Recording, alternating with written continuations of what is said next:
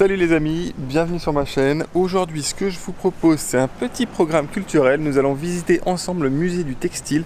Non, c'est une petite visite culturelle, j'en fais plus beaucoup en ce moment. Voilà, j'avais envie de recharger ma culture du pays. Donc je me suis dit, bah écoute, on va sur un petit musée, un petit truc sympa à faire. Donc l'endroit est très charmant, très calme. On peut vraiment venir chiller ici sans problème. Le musée du textile à Vientiane. Je vous mettrai l'adresse ici pour que vous puissiez vous y rendre.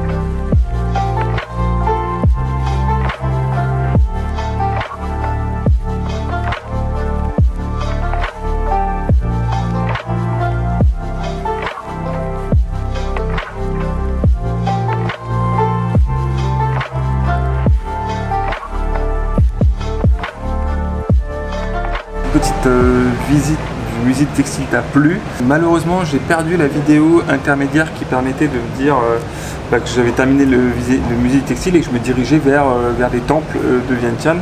Donc, maintenant que tu as visité avec moi le musée du textile, nous allons visiter ensemble donc, un ensemble de temples extrêmement jolis et extrêmement connus à Vientiane. Des temples bouddhistes pour le coup, où tu peux venir te recueillir. C'est en partie gratuit, mais il y a quelques accès à ce temple qui sont payants. Donc je vous mettrai de toute manière l'adresse ici dans la vidéo.